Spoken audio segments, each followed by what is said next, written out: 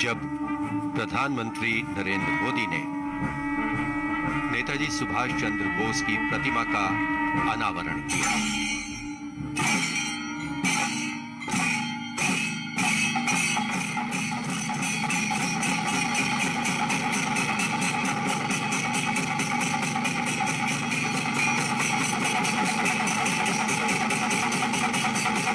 Flowers of gratitude and remembrance. One of the greatest freedom fighters India's ever had.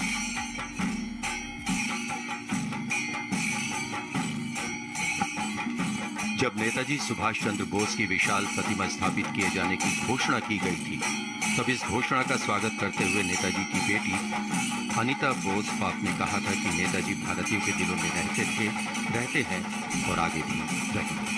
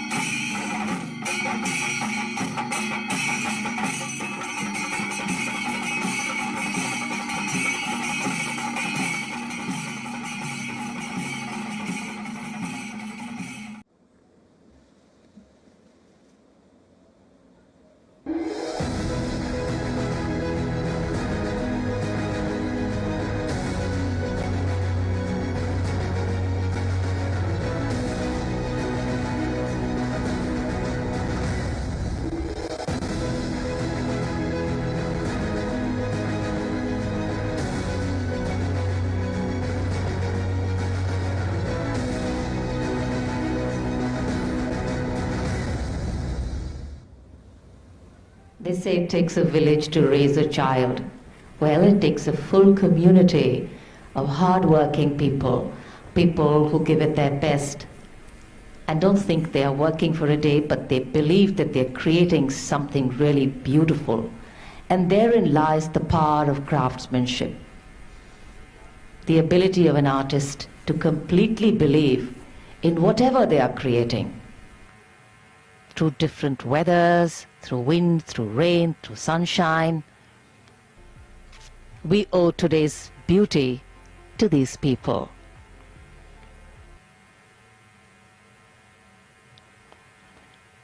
A happy moment for all of them, because one of the most beautiful things in the world is validation. And today, when they receive this from the Prime Minister himself, it is really a very, very special moment for all of them.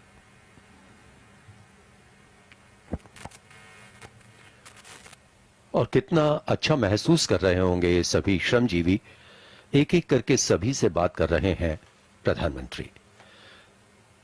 ये भी हो सकता है कि जो इनकी थकावट है वो आज इस बातचीत के बाद कुछ पलों के लिए जरूर दूर हो जाएगी, क्योंकि जब प्रधानमंत्री आकर उनकी सराहना करते हैं, उनके काम के बारे में पूछते हैं, तो उन्हें भी लगता है कि हमारी जो एक इंपॉर्टेंस है, हमारा महत्व है, वो किसी ने जाना। The ability to craft with your hands, the ability to labor with your hands, the ability to actually use your hands to do something is a beautiful strength. As the world gets more mechanized, as we get more distant from that which roots us, these are the people who connect the two worlds. And we are proud to have them in our country. We are proud to have traditions in our country. We are proud to understand that there is dignity in what we do. ये श्रमजीवी जिस विनीत भाव से अपने हाथ जोड़ रहे हैं, ये वही हाथ हैं जिनके श्रमदान ने इस पूरे क्षेत्र को पुनर्विकसित किया है। नेताजी सुभाष चंद्र बोस की प्रतिमा को बनाने में अपना श्रमदान दिया है, लेकिन साथ ही साथ ये बात भी यहां स्पष्ट होती है कि आप जितने विनीत बनते हैं उतना ही ऊंचा उठते हैं। Prime Minister Modi also really enjoying his conversation with them, connecting with them. I think it's a powerful moment for both the Prime Minister and the Shramjeevis and the sculptors and the people.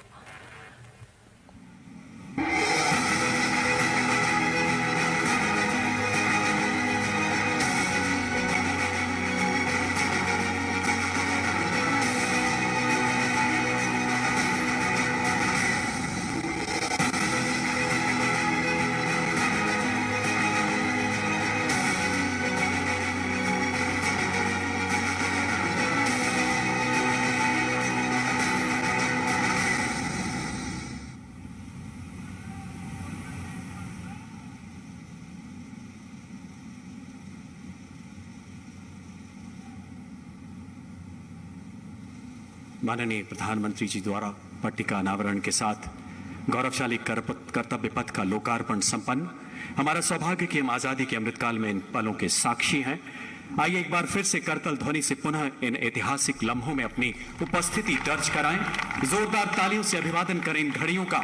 धन्यवाद करें हमारे माननीय प्रधानमंत्री जी महोदय का। धन्यवाद। मान्यवर, तू शेर हिंद आगे बढ़, मरने से तू जरा न डर, उड़ा के दुश्मनों का सर, जोशे वतन बढ़ाए जा। ये जिंदगी है कौम की, तू कौम पे लुटाए जा। जो इस जज्बे के साथ जिए और स्वतंत्रता संग्राम के महायज्ञ में अपना सर्वस्व आहूत कर गए, ऐसे शेर हिंद सुभाष, जिन्होंने राष्ट्र प्रेम को नई परिभाषा दी, पराक्रम की अद्भुत शौर्य गाथा लिखी। माननीय प्रधानमंत्री जी के ओजस्वी मार्गदर्शन में उनकी प्रतिमा की स्थापना। नमन हर भारतीय का। नेताजी की जीवन यात्रा एवं उनकी प्रतिमा के निर्माण की कुछ झलकियां देखते हैं इस ऑडियो विजुअल के माध्यम से। Please sit back and get inspired.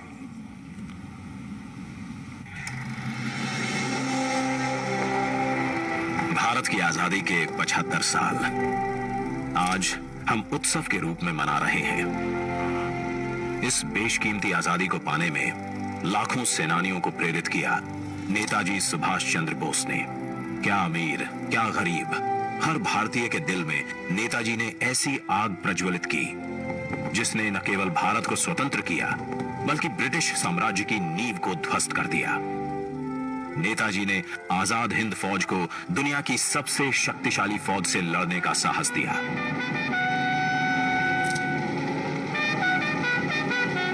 Bharat की पहली अंतरिम सरकार की स्थापना की और 21 अक्टूबर 1943 को पहली बार भारत की धरती पर राष्ट्रीय ध्वज फहराया।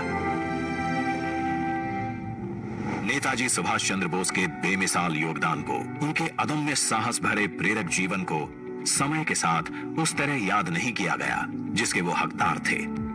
वर्ष 2014 में जब श्री नरेंद्र मोदी जी देश के प्रधानमंत्री बने, उन्होंने नेताजी के जीवन और संदेश नई पीढ़ी तक प्रभावी तरीके से पहुंचाने के लिए संकल्पबद्ध प्रयास किए। उनके नेतृत्व में भारत सरकार ने नेताजी के परिवार के सदस्यों को सम्मानित किया। नेताजी के अंडमान निकोबार की ऐतिहासिक यात्रा के 75 वर्ष पूरे होने के उपलक्ष्य में अंडमान स्थित हैवलॉक द्वीप को स्वराज, नील द्वीप को शहीद और रॉस द्वीप को नेताजी सुभाष चंद्र बोस द्वीप का नाम दिया। लाल किले में नेताजी को समर्पित संग्रहालय और कोलकाता के विक्टोरिया मेमोरियल में बिप्लोबी भारत गैलरी बनाई।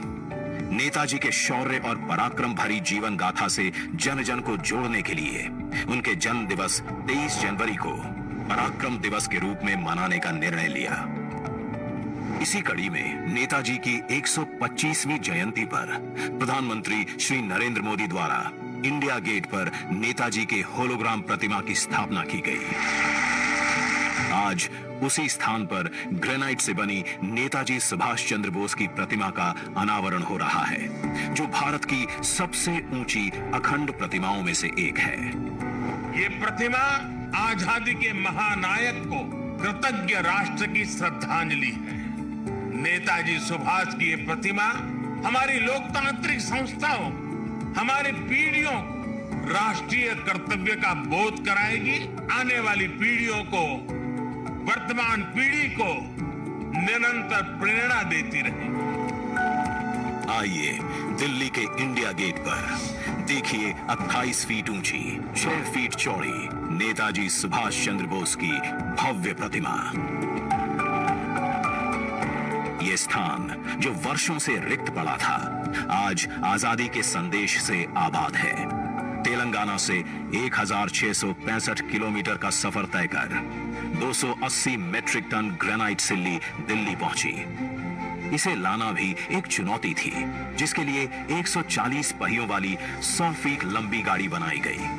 प्रख्यात मूर्तिकार श्री अरुण योगीराज ने इसे आकार दिया। शिल्पकारों की टीम ने इसे 26,000 घंटों तक अपने श्रम से सींचा।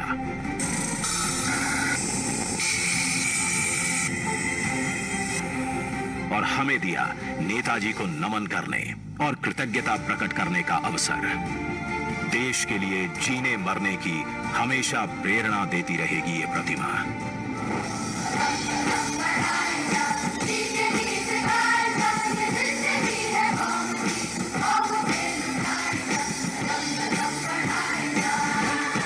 जय हिंद।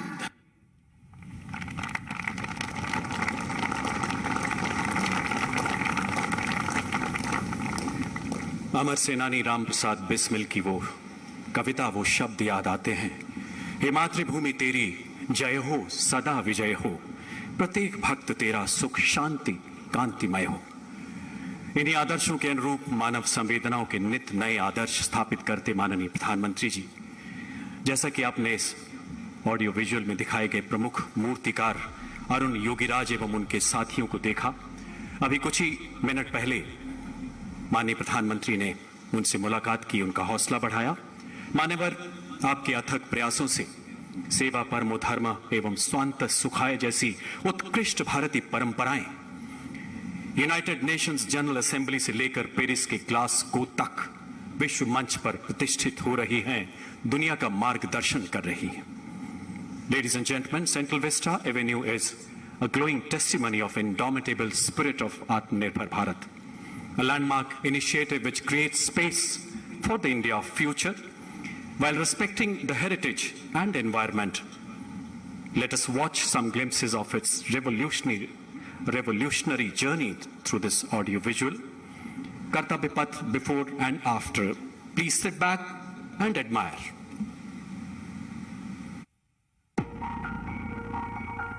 स्वागत है आपका भारत के कर्तव्य पथ पर।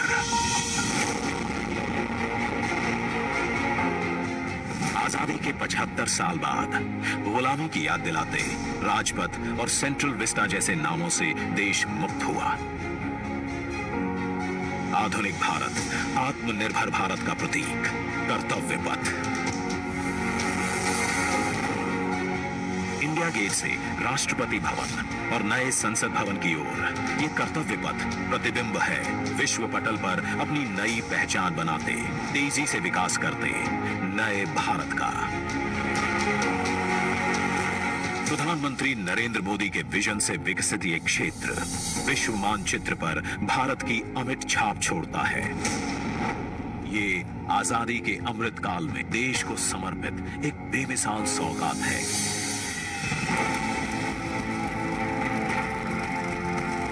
गुलामी की जंजीरों में जकड़ा हुआ ये क्षेत्र सेंट्रल विस्टा के नाम से 13 फरवरी 1931 को देश को मिला था। स्वतंत्रता के 75 साल में इसका स्वरूप तो बदला, लेकिन 2022 के भारत के अनुरूप इसमें कुछ अहम बदलाव जरूरी थे। इसके पुराने स्वरूप में मौजूद गुलामी की याद दिलाते अवशेषों से अमृत काल में मुक्ति जरूरी थी। वहीं शौचालय, पार्किंग, अंडरपास जैसी सुविधाएं दिव्यांग जनों के लिए इस पथ परिसर को सुगम और समावेशी बनाने की आवश्यकता भी थी। इंडिया गेट और कर्तव्य पथ पर पर्यटकों को अब 101 एकड़ का ग्रीन लॉन इसकी खूबसूरती बढ़ाता दिखेगा। कर्तव्य पथ और नहर के किनारे नया 16.5 किलोमीटर का ग्रेनाइट वॉकवे डेवलप किया गया है। पहले की पुरानी व्यवस्थाओं को दुरुस्त करते हुए पेड़ों के साथ एवेन्यू का कायाकल्प यहां आने वालों के लिए एक अद्भुत अनुभव है। कर्तव्य पथ की भव्यता को और दिव्य रूप दिया। खूबसूरत 1000 से ज्यादा बोलार्ड्स, 900 से ज्यादा मॉडर्न लाइट पोल्स और 650 से ज्यादा स्मार्ट साइनेजेस ने कर्तव्य पथ से जुड़ने वाली सड़कों पर 4 नए अंडरपास का निर्माण किया गया है, जिससे पैदल घूमना सुविधाजनक और सुरक्षित होगा।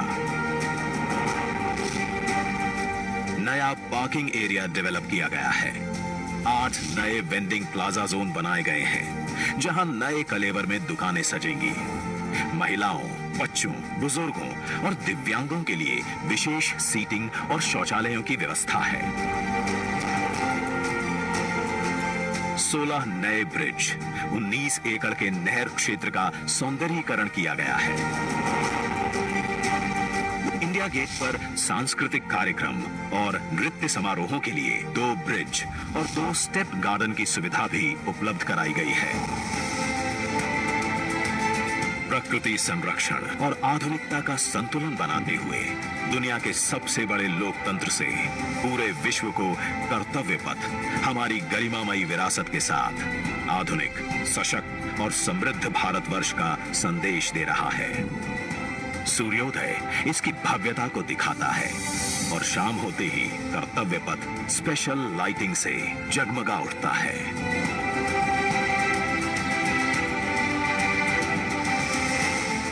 इतिहास के अनमोल पल अपने में समेटे ये कर्तव्य पथ अब नए भारत की नई अंगड़ाई है। प्रधानमंत्री नरेंद्र मोदी का ये विजन भारत के अमृतकाल का प्रतिबिंब है।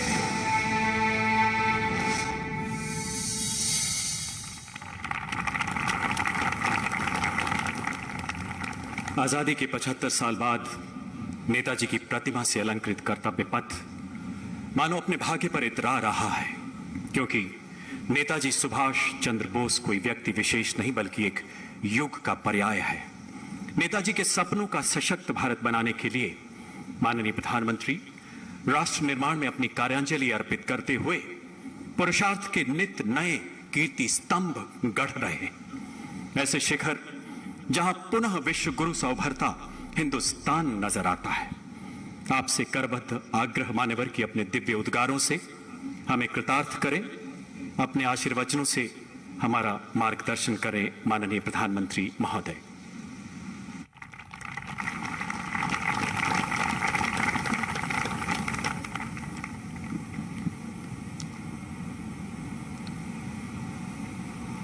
आज के इस ऐतिहासिक कार्यक्रम, इस पर पूरे देश की दृष्टि है।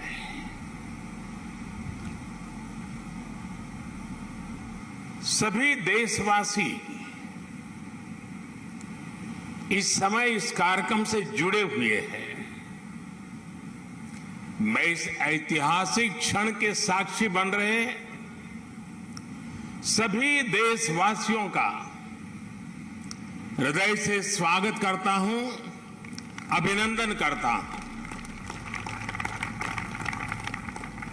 इस ऐतिहासिक क्षण में मेरे साथ मंत्रिमंडल के मेरे साथी श्री हरदीप पुरी जी,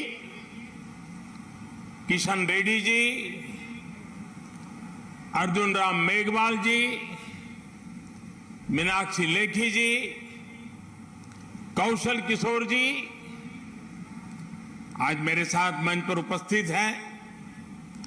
देश के अनेक गणमान्य अतिथिगण वे भी आज यहां उपस्थित हैं। साथियों, आजादी के अमृत महोत्सव में देश को आज एक नई प्रेरणा मिली है, नई ऊर्जा मिली है। आज हम गुजरे हुए कल को छोड़कर आने वाले कल की तस्वीर में नए रंग भर रहे हैं। आज जो हर तरफ ये नई आभा दिख रही है, वो नए भारत के आत्मविश्वास की आभा है। गुलामी का प्रतीक किंग्स वे यानी राजपथ आज से इतिहास की बात हो गया है, हमेशा के लिए मिट गया है। आज कर्तव्य पथ के रूप में नए इतिहास का सृजन हुआ है। मैं सभी देशवासियों को आजादी के इस अमृत काल में गुलामी की एक और पहचान से मुक्ति के लिए बहुत बहुत बधाई देता हूं। साथियों, आज इंडिया गेट के समीप हमारे राष्ट्र नायक नेताजी सुभाष चंद्र बोस की विशाल प्रतिमा भी, मूर्ति भी स्थापित हुई है। गुलामी के समय यहां ब्रिटिश राज सत्ता के प्रतिनिधि की प्रतिमा लगी हुई थी। आज देश ने उसी स्थान पर नेताजी की मूर्ति की स्थापना करके आधुनिक और सशक्त भारत की प्राण प्रतिष्ठा भी कर दी है। वाकई ये अवसर ऐतिहासिक है, ये अवसर अभूतपूर्व है।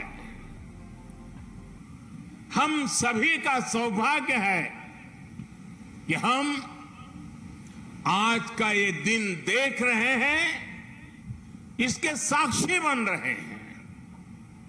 साथियों, सुभाष चंद्र बोस ऐसे महामानव थे जो पद और संसाधनों की चुनौती से परे थे।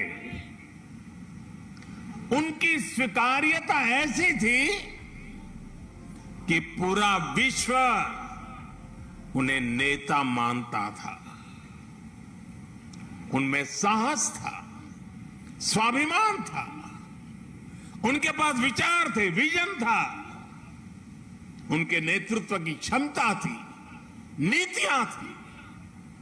नेताजी सुभाष कहा करते थे, भारत वो देश नहीं जो अपने गौरवमयी इतिहास को भुला दे। भारत का गौरवमयी इतिहास हर भारतीय के खून में है, उसकी परंपराओं में है। नेताजी सुभाष भारत की विरासत पर गर्व करते थे और भारत को जल्द से जल्द आधुनिक भी बनाना चाहते थे। अगर आजादी के बाद हमारा भारत सुभाष बाबू की राह पर चला होता तो आज देश कितनी ऊंचाइयों पर होता। लेकिन दुर्भाग्य से आजादी के बाद हमारे इस महान नायक को भुला दिया गया। उनके विचारों को, उनसे जुड़े प्रतीकों तक को नजरअंदाज कर दिया गया। सुभाष बाबू के 125वें जयंती वर्ष के आयोजन के अवसर पर मुझे कोलकाता में उनके घर जाने का सौभाग्य मिला था। नेताजी से जुड़े स्थान पर उनकी जो अनंत ऊर्जा थी, मैंने उसे महसूस किया। आज देश का प्रयास है कि नेताजी की वो ऊर्जा देश का पथ प्रदर्शन करे। कर्तव्य पथ पर नेताजी की प्रतिभा इसका माध्यम बनेगी। देश की नीतियों और निर्णयों में सुभाष बाबू की छाप रहे, ये प्रतिमा इसके लिए प्रेरणा स्रोत बनेगी। भाइयों और बहनों, पिछले 8 वर्षों में हमने एक के बाद एक ऐसे कितने ही निर्णय लिए हैं जिन पर नेताजी के आदर्शों और सपनों की छाप है। नेताजी सुभाष अखंड भारत के पहले प्रधान थे जिन्होंने 1947 से भी पहले अंडमान को आजाद कराकर तिरंगा फहराया था। उस वक्त उन्होंने कल्पना की थी कि लाल किले पर तिरंगा फहराने की क्या अनुभूति होगी। इस अनुभूति का साक्षात्कार मैंने स्वयं किया जब मुझे आजाद हिंद सरकार के 75 वर्ष होने पर लाल किले पर तिरंगा फहराने का सौभाग्य मिला। हमारी ही सरकार के प्रयास से लाल किले में नेताजी और आजाद हिंद फौज से जुड़ा म्यूजियम भी बनाया गया है। साथियों, मैं वो दिन भूल नहीं सकता जब 2019 में गणतंत्र दिवस की परेड में आजाद हिंद फौज के सिपाहियों ने भी हिस्सा लिया था। इस सम्मान का उन्हें दशकों से इंतजार था। अंडमान में जिस स्थान पर नेताजी ने तिरंगा फहराया था, मुझे वहां भी जाना था। जाने का अवसर मिला, तिरंगा फहराने का सौभाग्य मिला। वो क्षण हर देशवासी के लिए गर्व का क्षण था। भाई और बहनों, अंडमान के वो द्वीप जिसे नेताजी ने सबसे पहले आजादी दिलाई थी, वो भी कुछ समय पहले तक गुलामी की निशानियों को ढोने के लिए मजबूर थे। आजाद भारत में भी उन द्वीपों के नाम अंग्रेजी शासकों के नाम पर थे।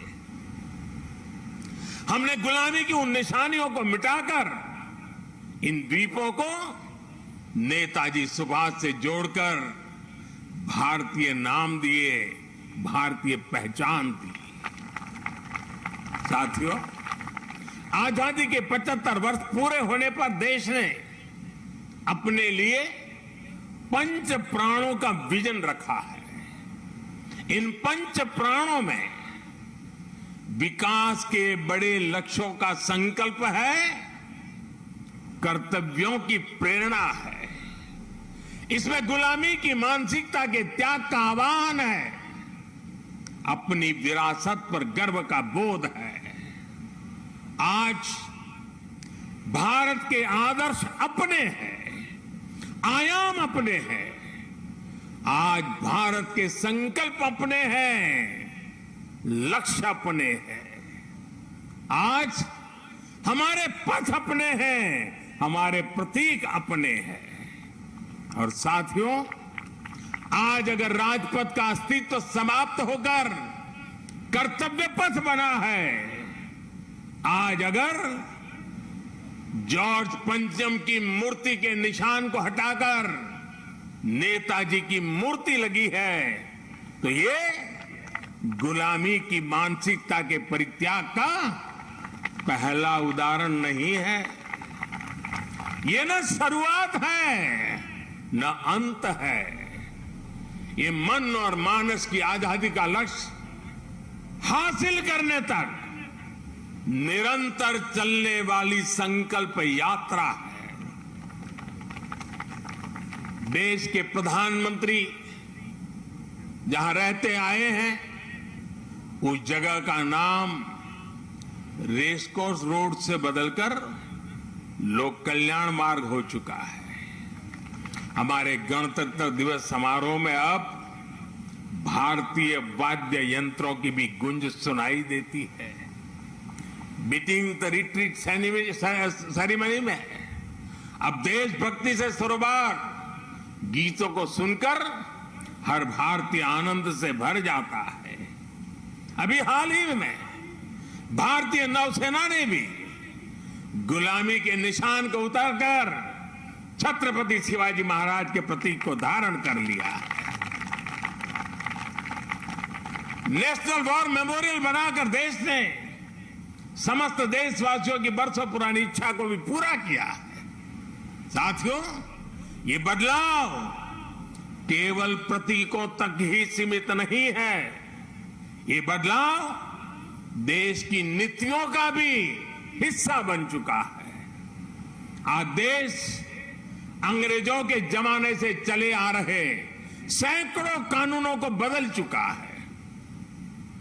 भारतीय बजट जो इतने दशकों से ब्रिटिश संसद के समय का अनुसरण कर रहा था, उसका समय और तारीख भी बदल गई है। राष्ट्रीय शिक्षा नीति के जरिए अब विदेशी भाषा की मजबूरी से भी देश के युवाओं को आजाद किया जा रहा है।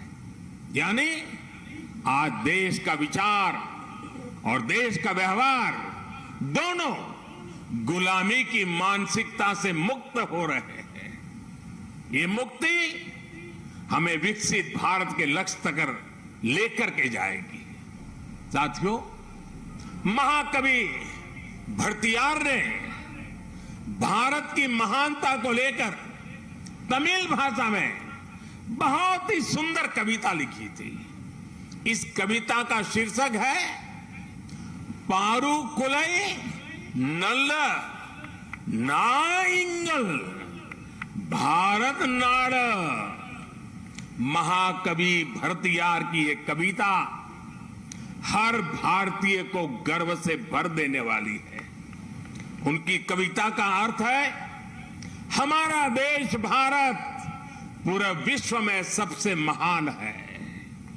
ज्ञान में, अध्यात्म में, गरिमा में, अन्नदान में, संगीत में, शाश्वत कविताओं में हमारा देश भारत पूरे विश्व में सबसे महान है। वीरता में, सेनाओं के शौर्य में, करुणा में, दूसरों की सेवा में, जीवन के सत्य को खोजने में, वैज्ञानिक अनुसंधान में हमारा देश भारत पूरे विश्व में सबसे महान है।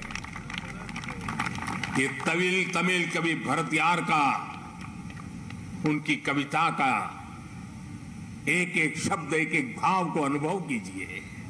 साथियों, गुलामी के उस कालखंड में ये पूरे विश्व को भारत की हुंकार थी। ये हमारे स्वतंत्र सेनानियों का आह्वान था।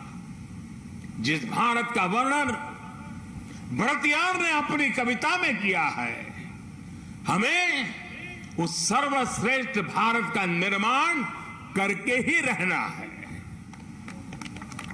और इसका रास्ता इस कर्तव्य पथ से ही जाता है। साथियों, कर्तव्य पथ केवल ईंट पत्थरों का रास्ता भर नहीं है। ये भारत के लोकतांत्रिक अतीत और सर्वकालिक आदर्शों का जीवंत मार्ग है। यहां जब देश के लोग आएंगे, वो नेताजी की प्रतिमा, नेशनल वॉर मेमोरियल, ये सब उन्हें कितनी बड़ी प्रेरणा देंगे। उन्हें कर्तव्य बोध से ओतप्रोत करेंगे। इसी स्थान पर देश की सरकार काम कर रही है। आप कल्पना करिए, देश ने जिन्हें जनता की सेवा का दायित्व सौंपा हो, उन्हें राजपथ जनता का सेवक होने का एहसास कैसे कराता। अगर पथ ही राजपथ हो तो यात्रा लोकमुखी कैसे होगी? राजपथ ब्रिटिश राज के लिए था, जिनके लिए भारत के लोग गुलाम थे। राजपथ की भावना भी गुलामी का प्रतीक थी, उसकी संरचना भी गुलामी का प्रतीक थी। आज इसका आर्किटेक्चर भी बदला है और उसकी आत्मा भी बदली है। अब देश के सांसद, मंत्री, अधिकारी जब इस पथ से गुजरेंगे तो उन्हें कर्तव्य पथ से देश के प्रति कर्तव्यों का बोध होगा। उसके लिए नई ऊर्जा मिलेगी, प्रेरणा मिलेगी। नेशनल वॉर मेमोरियल से लेकर कर्तव्य पथ से होते हुए राष्ट्रपति भवन का ये पूरा क्षेत्र, उनमें नेशन फर्स्ट, राष्ट्र ही प्रथम, इस भावना का प्रवाह प्रतिपल संचारित होगा। साथियों, आज के इस अवसर पर मैं अपने उन श्रमिक साथियों का विशेष आभार व्यक्त करना चाहता हूं, जिन्होंने कर्तव्य पथ को केवल बनाया ही नहीं है, बल्कि अपने श्रम की पराकाष्ठा से देश को कर्तव्य पथ दिखाया भी है। मुझे अभी उन श्रमजीवियों से मुलाकात का भी अवसर मिला। उनसे बात करते समय मैं महसूस कर रहा था कि देश के गरीब, मजदूर और सामान्य मानवी के भीतर भारत का कितना भव्य सपना बसा हुआ है। अपना पसीना बहाते समय वो उसी सपने को सजीव कर देते हैं। और आज जब मैं इस अवसर पर मैं उन हर गरीब मजदूर को भी देश की तरफ से धन्यवाद करता हूं, उनका अभिनंदन करता हूं, जो देश के अभूतपूर्व विकास को ये हमारे श्रमिक भाई गति दे रहे हैं। और जब मैं आज इन श्रमिक भाई बहनों से मिला तो मैंने उनसे कहा है कि इस बार 26 जनवरी को जिन्होंने यहां पर काम किया है, जो श्रमिक भाई है, वो परिवार के साथ मेरे विशेष अतिथि रहेंगे 26 जनवरी के कार्यक्रम।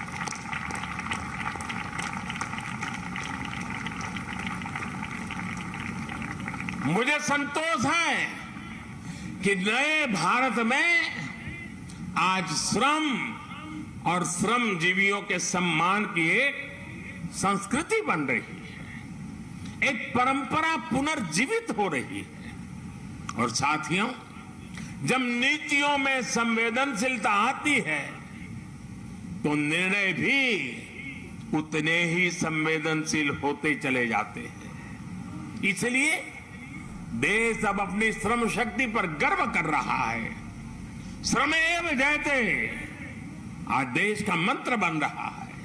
इसलिए जब बनारस में, काशी में विश्वनाथ धाम के लोकार्पण का अलौकिक अवसर होता है तो श्रमजीवियों के सम्मान में भी पुष्प वर्षा होती है। जब प्रयागराज कुंभ का पवित्र पर्व होता है तो श्रमिक स्वच्छता कर्मियों का आभार व्यक्त किया जाता है। अभी कुछ दिन पहले ही देश को स्वदेशी विमान वाहक युद्धपोत आईएनएस विक्रांत मिला है। मुझे तब भी आईएनएस विक्रांत के निर्माण में दिन रात काम करने वाले श्रमिक भाई बहनों और उनके परिवारों से मिलने का अवसर मिला था। मैंने उनसे मिलकर उनका आभार व्यक्त किया। श्रम के सम्मान की परंपरा देश के संस्कारों का अमिट हिस्सा बन रही है। आपको जानकर अच्छा लगेगा कि नई संसद के निर्माण के बाद उसमें काम करने वाले श्रमिकों को भी एक विशेष गैलरी में स्थान दिया जाएगा। ये गैलरी आने वाली पीढ़ियों को भी ये याद दिलाएगी कि लोकतंत्र की नींव में एक और संविधान है तो दूसरी ओर श्रमिकों का योगदान भी है। यही प्रेरणा हर एक देशवासी को एक कर्तव्य पथ भी देगा। यही प्रेरणा श्रम से सफलता का मार्ग प्रशस्त करेगी। साथियों, हमारे व्यवहार में, हमारे संसाधनों में, हमारे साधनों में, हमारे इंफ्रास्ट्रक्चर में आधुनिकता का इस अमृतकाल का प्रमुख लक्ष्य है। और साथियों, जब हम इंफ्रास्ट्रक्चर की बात करते हैं तो अधिकतर लोगों के मन में पहली तस्वीर सड़कों या फ्लाईओवर की हो जाती है। लेकिन आधुनिक होते भारत में इंफ्रास्ट्रक्चर का विस्तार उससे भी बहुत बड़ा है, उसके बहुत पहलू है। आज Bharat social infrastructure, transport infrastructure, digital infrastructure के साथ ही कल्चरल इंफ्रास्ट्रक्चर पर भी उतनी ही तेजी से काम कर रहा है। मैं आपको सोशल इंफ्रास्ट्रक्चर का उदाहरण देता हूं। आज देश में एम्स की संख्या पहले के मुकाबले 3 गुना हो चुकी है। मेडिकल कॉलेजों की संख्या में भी 50% की वृद्धि हुई है। ये दिखाता है कि भारत आज अपने नागरिकों के स्वास्थ्य को बेहतर बनाने के लिए, उन्हें मेडिकल की आधुनिक सुविधाएं पहुंचाने के लिए किस तरह काम कर रहा है। आज देश में नई IITs, ट्रिपल IT, वैज्ञानिक संस्थाओं का आधुनिक नेटवर्क लगातार विस्तार किया जा रहा है, तैयार किया जा रहा है। बीते 3 वर्षों में 6.5 करोड़ से ज्यादा ग्रामीण घरों को पाइप से पानी की सप्लाई सुनिश्चित की गई है। आज देश के हर जिले में 75 अमृत सरोवर बनाने का महाअभियान भी चल रहा है। भारत का ये सोशल इंफ्रास्ट्रक्चर सामाजिक न्याय को और समृद्ध कर रहा है। साथियों, ट्रांसपोर्ट इंफ्रास्ट्रक्चर के विकास पर आज भारत जितना काम कर रहा है उतना पहले कभी नहीं हुआ। आज एक तरफ देश भर में ग्रामीण सड़कों का निर्माण हो रहा है तो वही रिकॉर्ड संख्या में आधुनिक एक्सप्रेसवे बनाए जा रहे हैं। आज देश में तेजी से रेलवे का इलेक्ट्रिफिकेशन हो रहा है तो उतने ही तेजी से अलग अलग शहरों में मेट्रो का भी विस्तार हो रहा है। आज देश में अनेकों नए एयरपोर्ट बनाए जा रहे हैं तो मोटरवे की संख्या में भी अभूतपूर्व वृद्धि की जा रही है। डिजिटल इंफ्रास्ट्रक्चर के निर्माण में तो भारत आज पूरे विश्व के अग्रणी देशों में अपनी जगह बना चुका है। 1.5 लाख से ज्यादा पंचायतों तक ऑप्टिकल फाइबर पहुंचाना हो, डिजिटल पेमेंट के नए रिकॉर्ड हो, भारत की डिजिटल प्रगति की चर्चा पूरी दुनिया में हो रही है। भाई और बहनों, इंफ्रास्ट्रक्चर के इन कार्यों के बीच भारत में कल्चरल इंफ्रास्ट्रक्चर पर जो काम किया गया है उसकी उतनी चर्चा नहीं हो पाई है। प्रसाद स्कीम के तहत देश के अनेकों तीर्थ स्थलों का पुनरुद्धार किया जा रहा है। काशी, केदारनाथ, सोमनाथ से लेकर करतारपुर साहिब कॉरिडोर तक के लिए जो कार्य हुआ है वो अभूतपूर्व है। और साथियों, जब हम कल्चरल इंफ्रास्ट्रक्चर की बात करते हैं तो उसका मतलब सिर्फ आस्था की जगहों से जुड़ा इंफ्रास्ट्रक्चर ही नहीं है। इंफ्रास्ट्रक्चर जो हमारे इतिहास से जुड़ा हुआ हो, जो हमारे राष्ट्र नायक और राष्ट्र नायिकाओं से जुड़ा हुआ हो, जो हमारी विरासत से जुड़ा हो, उसका भी उतना ही तत्परता से निर्माण किया जा रहा है। सरदार पटेल की स्टैच्यू ऑफ यूनिटी हो या फिर आदिवासी स्वतंत्रता सेनानियों को समर्पित म्यूजियम, PM म्यूजियम हो या फिर बाबा Saheb Ambedkar memorial, national war memorial हो या फिर नेशनल पुलिस मेमोरियल, ये कल्चरल इंफ्रास्ट्रक्चर के उदाहरण है। ये परिभाषित करते हैं कि एक राष्ट्र के तौर पर हमारी संस्कृति क्या है, हमारे मूल्य क्या है और कैसे हम इन्हें सहज रहे हैं। एक आकांक्षी Bharat social infrastructure, transport infrastructure, digital infrastructure के साथ ही कल्चरल इंफ्रास्ट्रक्चर को गति देते हुए तेज प्रगति कर सकता है। मुझे खुशी है कि आज कर्तव्य पथ के रूप में देश को कल्चरल इंफ्रास्ट्रक्चर का एक और बेहतरीन उदाहरण मिल रहा है।